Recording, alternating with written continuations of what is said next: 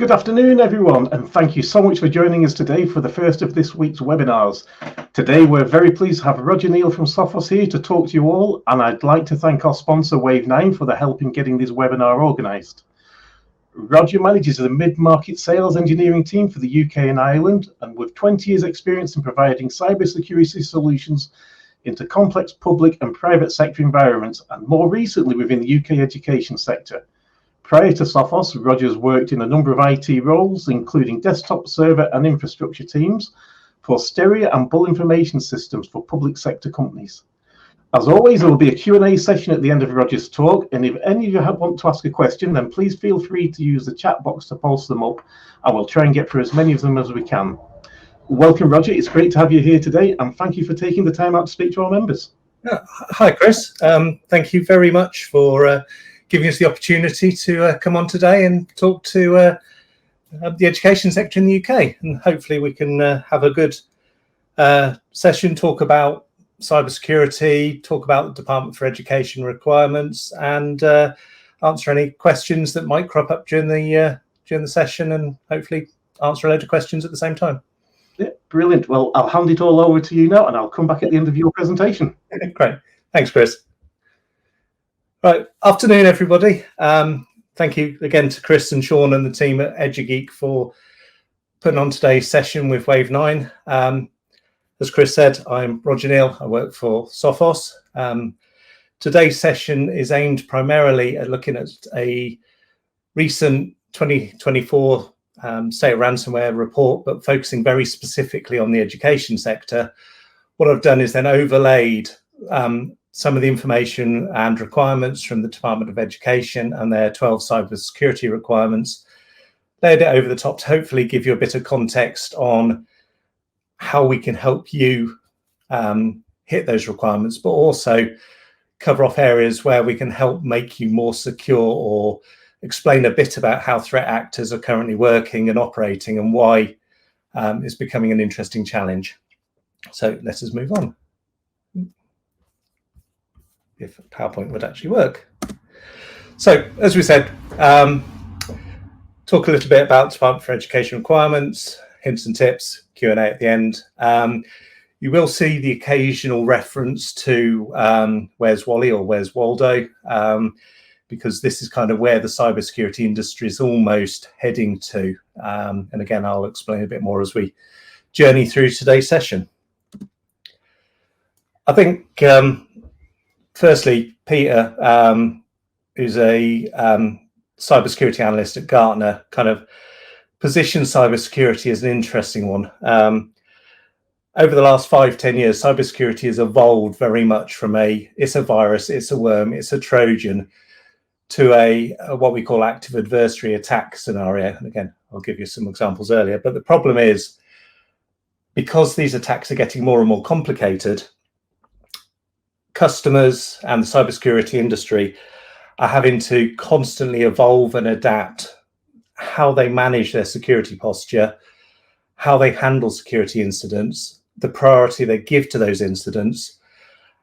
And it's getting to the point where a team of IT security people within an environment, or an IT person, again, you might be a single IT person within a school or educational setting, don't have the time or the skill set or the knowledge to actually manage the whole plethora of cybersecurity tools that you've now got at your disposal. And it's getting to that point where you need to look at partnering with a cybersecurity vendor or partner to actually help manage your cybersecurity solutions, which will take a load of that pain and that time away from off you, so you can actually spend it more time supporting the educational setting, the learners, remote educational needs and things like that.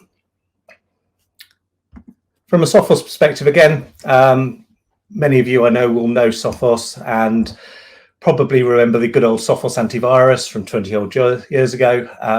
As a company, we've evolved since then. Globally, we've got nearly 600,000 customers, of which approximately half of those are using our Sophos endpoint protection suite, so Sophos Intercept X Advanced, or our extended detection response, or a managed detection response. The other half of our customer base are using our firewall solutions. So for next generation firewall, or in the education setting, web filtering for safeguarding, URL categories, things like that. But again, Sophos as a company has changed an awful lot globally. About 4,500 employees, of which 600 of them are dedicated threat hunters within our managed detection and response service. So, say the ransomware in education report, every year Sophos produce a commission independent third-party company to go out and survey companies globally. They typically survey somewhere 6,000 plus companies globally. This year's report, there's about 600 respondees from within the educational setting. And again, that's split approximately 50-50 between primary, secondary education and then higher and further education. So we'll go into some of those data in a little bit shortly. One thing to remember is cybercrime is a mainstream business model these days. You're not fighting against snotty-nosed teenagers living in their bedroom. You are fighting hand-to-hand combat with serious organized crime groups based typically around Asia, and they have thousands of employees. And much like an IT security company like us, they will have a level 1 tier of attackers. If they have problems, they'll escalate to a level 2 tier. They'll have a level 3 tier. They'll potentially have their own developers, QA testers, and because they all work as part of that affiliate network, they will effectively have their own IT support help desk, and their affiliates can actually phone up the coders themselves, or effectively the business units that are doing the coding, and actually get customizations to the malware and things like that. They'll even test it. So they will go and download copies of a lot of the bigger vendors' solutions, and they will actually test their anti-malware products on those to a point where they're not being detected by a lot of the common ones that they might see in Asia and things like that. The other key point is adversaries these days don't break in. They log in with usernames and passwords that in a lot of cases someone within your environment has given them. So it could be a spear phishing email into someone in your admin office or your bill paying team or something like that that looks like a legitimate invoice into your environment. They will typically open it. It might be a link off to a SharePoint site that again could look like your school's SharePoint site on Exchange Online or SharePoint Online. They will then proceed to stick their username and password on there, at which point you've just given them the keys to your environment. Again, one of the key DFE requirements is user training, and including user training as part of the curriculum. And that is because you can't just do this as a one-off thing. You've got to constantly train and remind and update and refresh. So I appreciate it's a difficult one to get into teachers' diaries to actually do this sort of stuff, but ongoing training and cyber awareness is a critical part of protecting your environment against being compromised. So please, again, work with vendors like ourselves or partners like Wave9. We can help work with you to work with the head of business, the senior leadership teams within the schools or the MATs to actually help get over the importance of why ongoing training and awareness is so critical. The reason why it's critical is because the minute they've got a username and password, they will sell it on the dark web. And again, depending on what the username and password is, being it an admin person or an IT person or potentially a domain admin, it will be worth potentially tens of thousands of dollars to them, because you've effectively given the keys to an environment that they can go and compromise, they can go and steal data. And again, I get asked quite often, why do they target schools? So if you think about your school environment, you've got potentially cashless catering, credit card data, you've got sensitive personal identifiable information, you've got names and addresses, credit card details, bank details, names and addresses of staff, driving license, passport scans, all of that sort of stuff is worth big money to these networks.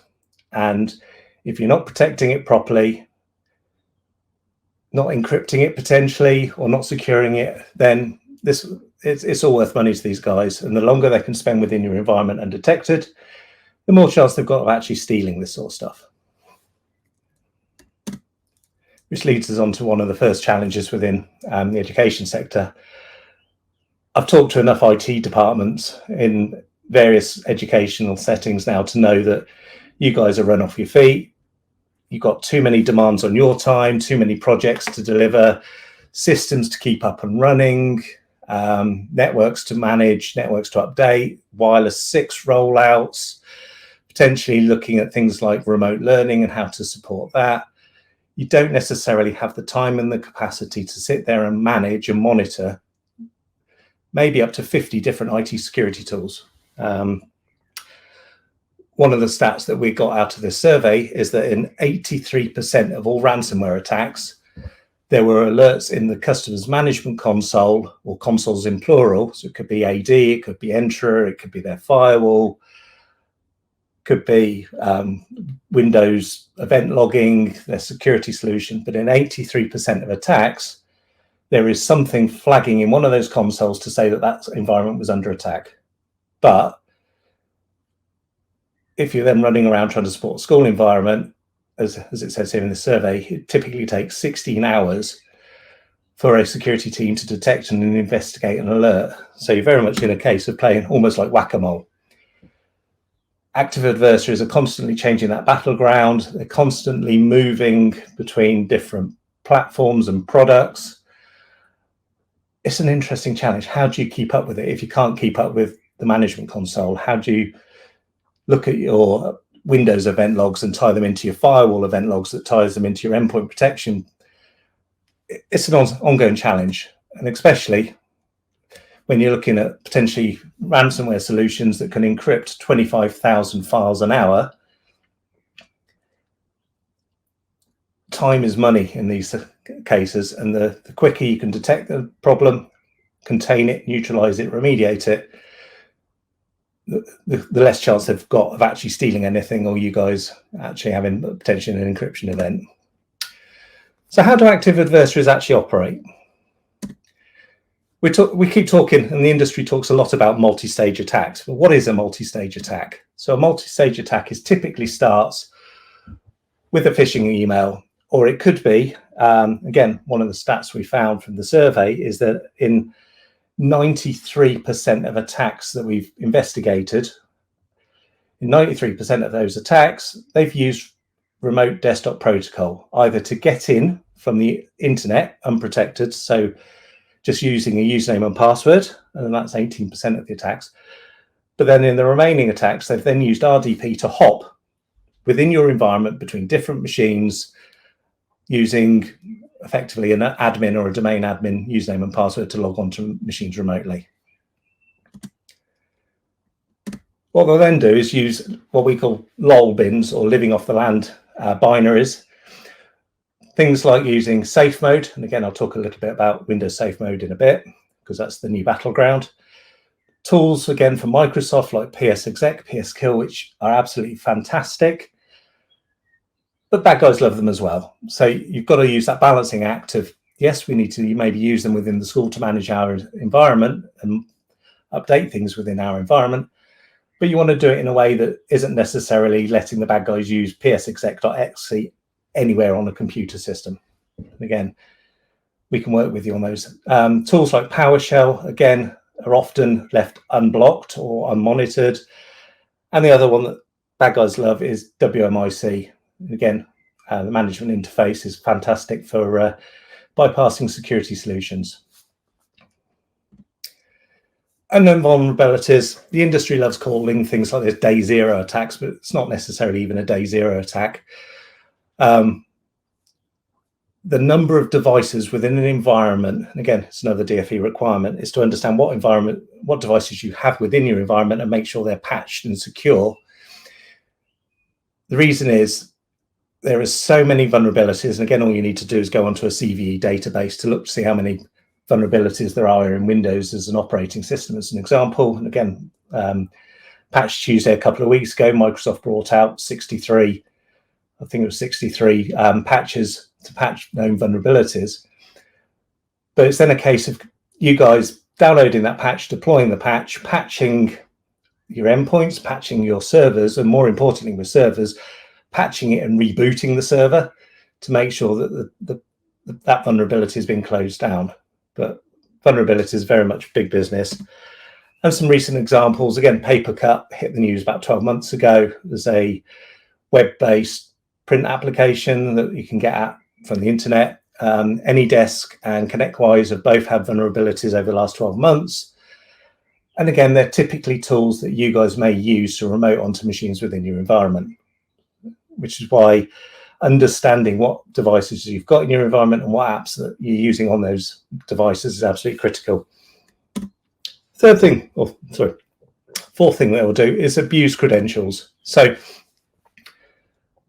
they love scraping LSAS or system accounts, or even users giving them their usernames and passwords, which is why multi-factor authentication is absolutely critical.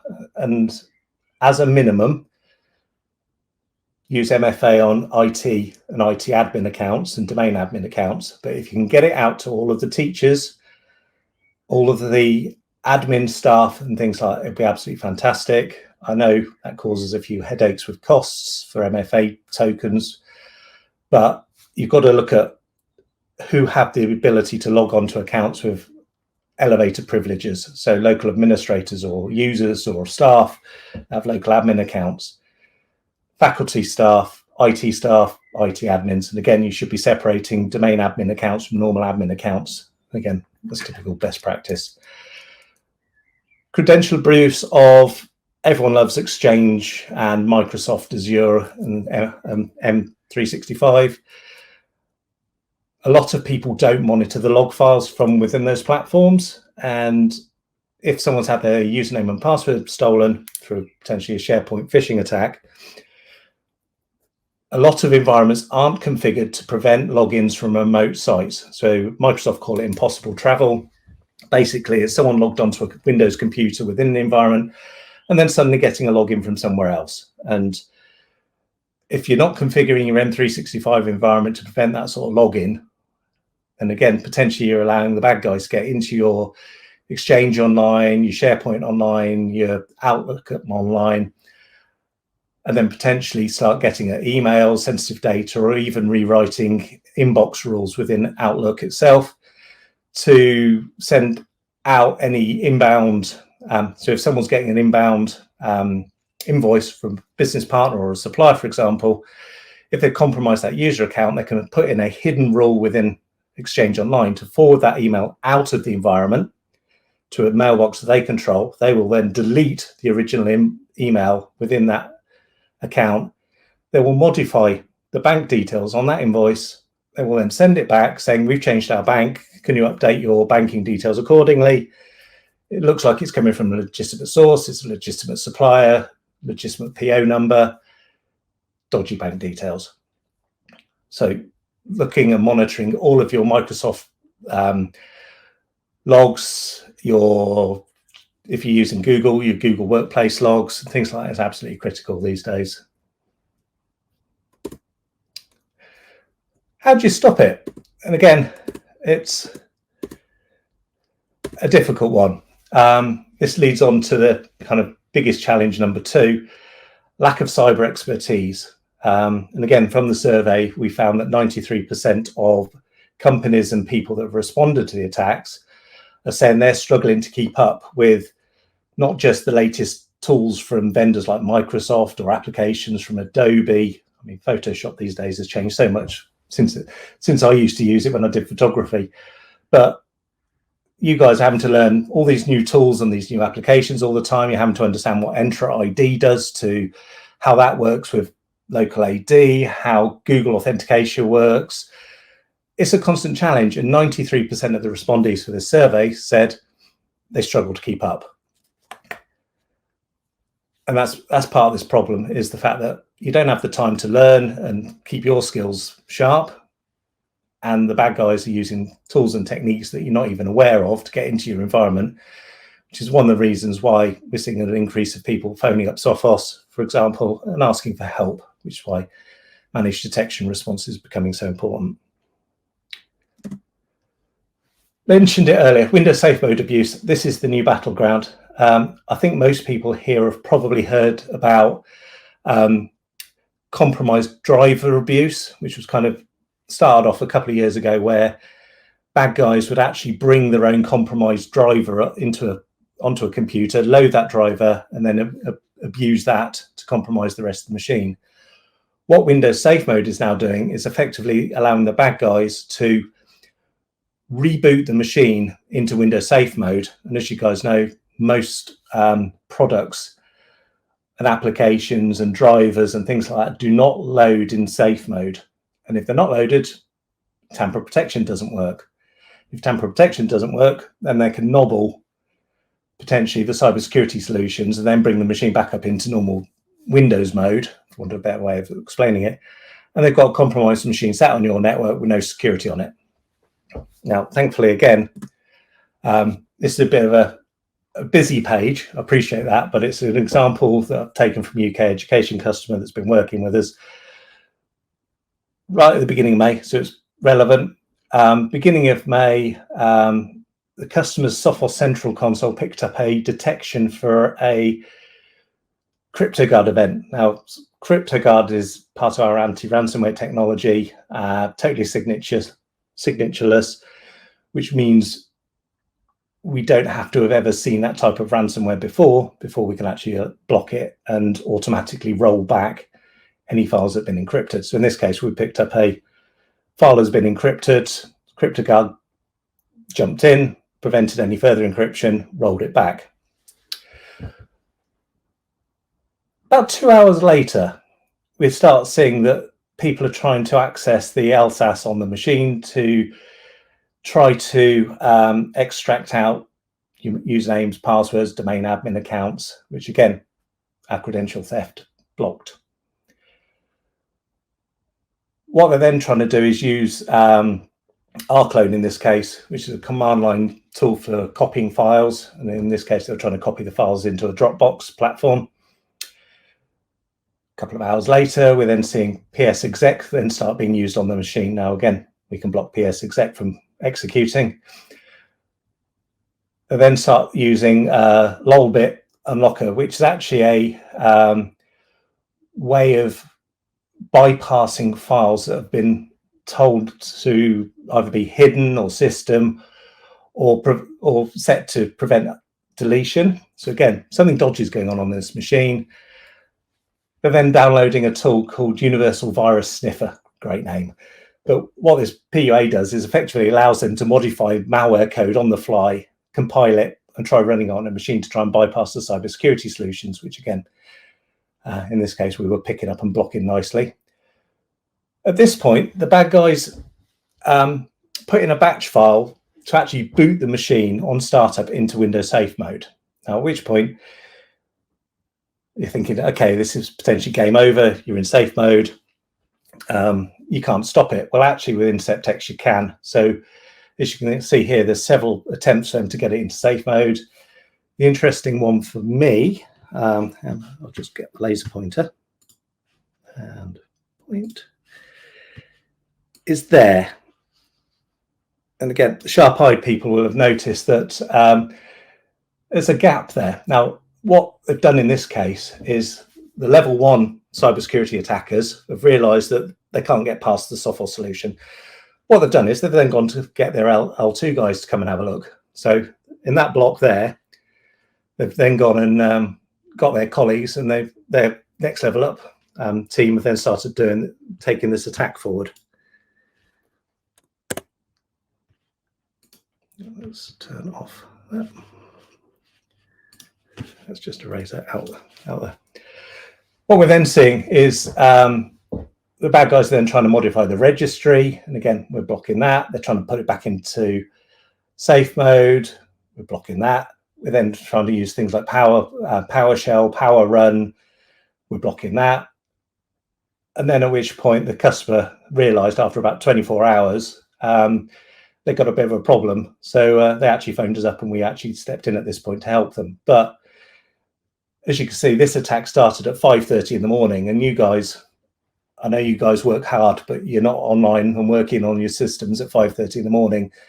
And this is why you're starting to see within your cyber insurance requirements, and again, at some point, RPA from the DFE will start probably asking for it, is 24/7 monitoring and management and incident response. And certainly we're seeing it in non-RPA insurers at the minute, where they're actually starting to ask for either extended detection and response or managed detection and response solutions, so that if we spot something at 5:30 in the morning, or another vendor spots something at 5:30 in the morning, we can actually step in on your behalf to actually block it, contain it, neutralize it, and remediate it. And that's the key to where the industry is going at the minute. Key takeaways. It was complicated. I know what was happening on that attack, so I can talk through it. But for you guys on the other end of a console, trying to understand and piece together all those pieces using maybe 10, 15 different cybersecurity tools is going to be a nightmare. But it's down to that monitoring the cybersecurity solutions. As you can see there, only 30% of a typical customer, so 30% of all of our customers, we can see from telemetry on this report, ever log into their cybersecurity consoles more than once a month. So what's actually happening with ransomware in education at the minute? So as I said, we produce this report every year. Every year, about 6,000 respondees respond to it. And as you can see here, over the last year, actually, the amount of ransomware has dropped slightly within primary and secondary education, down from 80% last year down to about 63% this year. The way the vulnerabilities or the compromise has actually happened is broadly similar to last year. Exploited vulnerabilities come top, followed by compromised credentials, malicious emails, etc. The bit that's important is what we call double dip. So once they've compromised an environment, they will try encrypting your systems from the ransomware, but they'll also try exfiltrating your data somewhere else. So it could be copying out lots of files to something like Dropbox, as we were talking about earlier, or it could be actually going into your online backup solutions if they're not protected by multi-factor authentication, and actually restoring your backups to systems that they manage.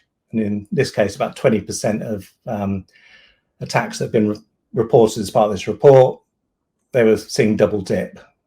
So ransomware and then extortion. Recovery times, again, is the key part of this. It varies. So if it's one computer that can wipe and restore, you're talking less than a day. If it's a classroom, up to a week. Potentially, if it's your entire campus and your cashless catering and your links to maybe other schools through a map, you could be looking 3 to 6 months to actually recover. So again, the quicker you can detect these things, the quicker you can contain them, the quicker you can respond. Which leads us nicely onto remote ransomware. So typically, ransomware works by them compromising the machine, running an executable, which then encrypts all the files on that machine. Remote ransomware is different. Remote ransomware is where they've compromised a single machine within an environment, and then using that to actually then encrypt the files on the operating systems on all the other machines within that environment. The scary thing is, and even Microsoft agree this, most industry leading, or what's perceived as industry leading cybersecurity solutions, including Defender, doesn't stop this type of attack. Many other cybersecurity solutions that say they block ransomware are looking very much for the file and the process on the device itself, not remote executed ransomware. So Microsoft is saying about 60% of attacks they're seeing in their report from 2023 were remote ransomware. So certainly make sure you're using the tools that you've got to your best of your abilities. Vulnerabilities we touched on as having a severe impact. Hints and tips. So the key bit for you guys and what we can do to actually help take little steps to raise that bar of cybersecurity within your environments. Cybersecurity training, we'd already touched on. 23% of attacks come from a malicious email, 11% come from phishing. I wish they kind of clumped the two together, so it's more 33%.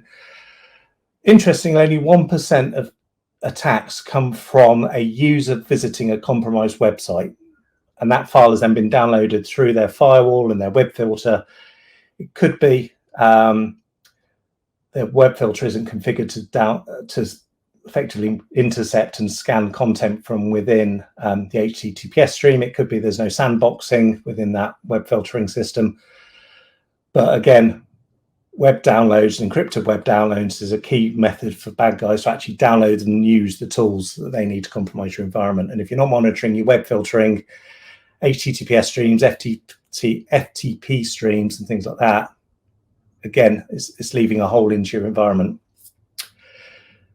Training we talked about. The other thing that I hope you encourage, and again, I'm very much of the carrot rather than the stick approach on this, encourage everyone to report stuff that's suspicious. So if they think something odd's happening, even if it's just a reassurance, no, you're fine, it's just Microsoft being Microsoft or Apple being Apple. Encourage them to report things that are dodgy. So it could be they've received a suspicious email. It could be they've opened the suspicious email and done something. I would far rather they phone you up and tell you that than you find out maybe 2 days later that they've just let the bad guys in. Excuse me. MFA we talked about. Accounts should have the least amount of resources possible. And again, it's like role-based admin. You only give people the amount of access into the systems that they need to do their job. Remember, within schools, people move around an awful lot very quickly. So it's an absolute nightmare task trying to keep track of who's got access to what or who needs access to what. But it's a critical part of this, because if you're giving people access to systems they don't need or resources they don't use anymore, potentially it's giving the bad guys more access than they actually need. Bottom point on there, business continuity and incident response plans. Just about everybody has got one. Just about everybody never tests it. And the way I kind of look at this is, if you regularly test your incident response plans, make sure that anyone within your environment can invoke an IR plan or TR plan, but actually play it through as a tabletop exercise within your IT teams. Maybe bring in the business heads from different faculties. Think about the fact that if your network's down, then you need to be working with maybe your people responsible for your social media, the people who answer your phones. They should be included as part of that testing process so that they have an understanding of what you're going to be asking them to do in a high pressured situation. What you should then do is run through your plan and then do a brown bag at the end to find out, okay, well, what worked, what didn't work? Okay, well, if that doesn't work, what can we tweak to make it better? And then maybe 6 months, 12 months, try it again, slightly different scenario. But again, having a plan on a Word document sat on a server is just asking for it to be encrypted. Please print it out and put it somewhere safe that you can get at if there is an incident. Same with critical systems, passwords, phone numbers for the RPA, etc., or other cybersecurity, and have a pack somewhere that you can grab and run or get at, even if your building's shut down. Network security. Again, network firewalls and web filtering generate logs and logs and logs. But it's one of the requirements within the DFE that you protect all devices in the network. You need to understand what those devices are, who's plugging into what VLANs they're plugging into, configure your firewall properly, so only allow specific ports and protocols through, but then review regularly, are they still used? Has that app changed? Does that lesson block finish that we don't need to allow that firewall rule in the system anymore? Patch them. And again, 32% of attacks come from vulnerabilities. If there's a computer in your environment you don't know about, you can't patch it. Things like protocols. We talked a little bit about HTTPS. Also remember that Google are now in Chrome using the quick protocols. Just another protocol to kind of scratch your heads around, but make sure that you are filtering HTTP, HTTPS, and quick if you need to, or within your web proxy, downgrade it to HTTPS, and make sure you've got sandboxing. So any files that are downloaded into your environment go through a sandbox first, which again is effectively one of the other DFE requirements. System integrity, put anti-malware or solutions on all your devices, so they'll be at Windows, Mac, Linux. Also think about Chrome, so Android phones, Android tablets. iOS is less of a headache, but again, you can use a product like InterceptX for mobile on those platforms. Make sure that they're configured properly. Think about exclusions. The number of times I see people excluding entire drives and directories for exclusions, or disabling settings in anti-malware protection policies whilst they're trying to troubleshoot something and never put it back. It's lowering your cybersecurity posture within your environment. And again, one of the things that us and some of the vendors have got is a account health check option within your management console that will actually tell you how well your security settings are. It will also tell you whether you've got some odd or downright wrong exclusions in there, and actually give you the ability with one click to remediate those things. If you want some more help or guidance on what we can do within the Sophos platforms, talk to your Sophos partner, Wave9, or your Sophos account managers, and we can certainly help there. Backups, again, are absolutely critical, but not just having backups, but make sure at least one is offsite and offline, using MFA to protect it. Business continuity with planned and plans we talked about. Also think about data protection impact assessments. Again, another DFE requirement there. One of the things that if you talk to Sophos and if you talk to Wave9, we'll start increasingly talking about the protected classroom. This is looking at how we can work together with yourselves, how we can work with you to write business cases to your head of business or your senior leadership team to actually properly protect your entire IT estate from being compromised. And again, talk to Sophos and Wave9 on that one. I don't know whether you guys know about Gartner Peer Insights, but it's like TripAdvisor for the cybersecurity industry. Basically, it allows users of solutions to go onto the Gartner Peer Insights site and actually write a review of how that solution works, what they like about it, what they don't like about it, exactly like TripAdvisor for a hotel. And as you can see, Sophos solutions are very highly regarded within the industry, not just by Gartner, but also by IDC, Forrester, G2, various others. But certainly it's well worth looking at. And again, your feedback, either through your Sophos account managers or your Sophos partners, I'd love to see what you guys think of the solutions using it. If there's stuff we can do better, I'd love to know, please. And again, if we can make it easier for you guys, then again, I'd love your feedback. Because this session was put on with association with our colleagues at Wave9, I've included their contact details in here. So if you feel like you'd like to learn a bit more, understand how the Sophos solutions work a bit more under the hood, potentially have a free trial, get pricing, then please contact the guys at Wave9 or your current Sophos account management team. And that is me complete. Are there any questions, Chris or Sean, that I can answer? Yes, we do have some questions. Sean's about to post them up now. I'll read them out and answer them. We've got several very good questions actually, so they should be very informative. Well, yeah. So, are there any particular times that attacks happen, silent hours, etc.? i.e., do they target schools, organisations out of hours to ensure the best chance of compromising systems unnoticed? Yes, absolutely. So what we'll typically find is they will attack, or they'll do that first stage of that attack, typically on a Monday or a Tuesday. What they will then do is dwell, or we call it dwell, or lurk, as the other term is, within your environment. Typically, used to be about 10 days they used to lurk, but that is coming down a lot. It's down to about 3 or 4 days It's typically what we see as the average these days, but they will lurk within your environment undetected for the rest of the week. They will be looking at where your Active Directory servers are, where your file and print servers are, what SIM solutions you're using, what backup software you're using, how you secure your AD. They will be collecting all of that information during that dwell time. And then typically Thursday evening, Friday evenings, bank holidays, Christmas, Easter, school holidays, they just run riot.